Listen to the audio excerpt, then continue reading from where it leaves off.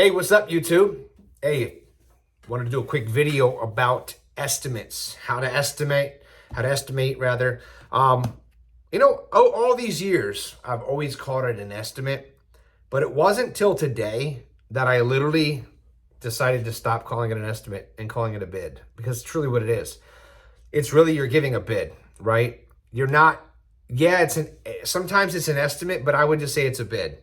So here's what I mean by that. So you go to a house, and let's just say, for example, you're gonna do a mulch job. I'm gonna keep it very simple. You're gonna do a mulch job. It's 10 yards of mulch, and it's gonna take, 3 guys, okay? So you bid the amount of labor into that job. And let's say you bid like, I don't know how you bid, if you bid by the hour, by the day. Typically, I'll be honest, what I like to do is I like to bid by the day, so that I know that guy's covered for the entire day. So, hey, if you're there for 6 hours, then I'm still going to charge the same as if you were there for 10 hours or even 11 hours. You know what I mean? I'm just, so I want to make sure that that guy's covered for that day. So I put a bid in for that, right? And that bid is that, okay, this much labor for this particular amount of guys. So, let's just say, for example, you say, okay, cool, the labor's, I don't know, I'm just going to use numbers. $1,500 is the labor.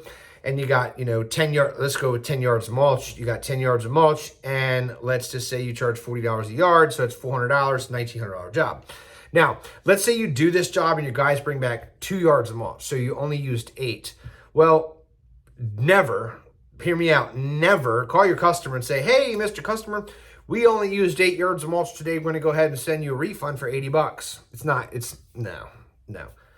Take the mulch, it's your mulch, take it, go sell it to the next customer, make an additional money on that mulch because you had to handle that mulch, you had to pick up that mulch, you had to do everything to deal with that mulch, your guys had to retake it, they had to take it back to the shop, whatever the case is. So just know that it's a bid, and that sometimes you're going to win and sometimes you're going to lose, because sometimes you're going to be in that job, you're going to go, okay, I said 10 yards, now I got to go out and buy another yard. And honestly, a lot of times we don't even charge the customer that other yard. We don't even say anything about it. We just go pick it up, we bring it, we knock the job out, it's done.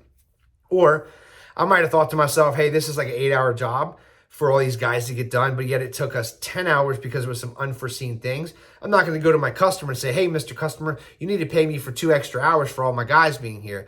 Right. It was a bid. I gave you a price, a set price, and this is the price it's going to be. Now, if we go there and it's like it's going to be another half a day's worth of work, and we got to come back, then we're going to do a change order, right? Or if we need 5 more yards of mulch, we're going to do a change order. But anything that's within your means, within your realm of getting the job done that day, I look at it like a win or a loss. So if I get the job done with the same 3 guys in a 6-hour time frame, right? They go in, they just rock and roll, boom, they're done, they're out. I make a little bit more money. If they take a little longer, I make a little less money. So I win or I lose. But what you never have to do is never just kind of give money back, right? Look, this is what it cost. This is what I'll complete it for. If I get it done faster, then I found a way to do it more efficiently.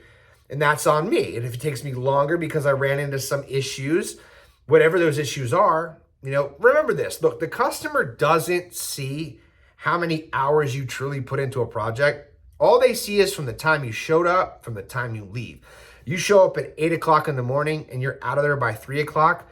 They're not seeing that it took the guys an hour at the shop, or, an hour to go get supplies, or an hour to get them off. They're not seeing any of that. So, I would just suggest to never break down your labor costs like that, within hours. And hey, customer should take us 4 hours, because sometimes they're gonna get you on that. One time I told a lady, I said, look, $150 an hour. I don't know, right? Just give me $150 an hour, right? And I know that sounds a lot of money, but it was for 2 guys, and they were gonna clean up some leaves. It was a small job. She literally held them to, they were done, and she wanted to try to find some other things for them to go do, because she wanted her $150 worth, right?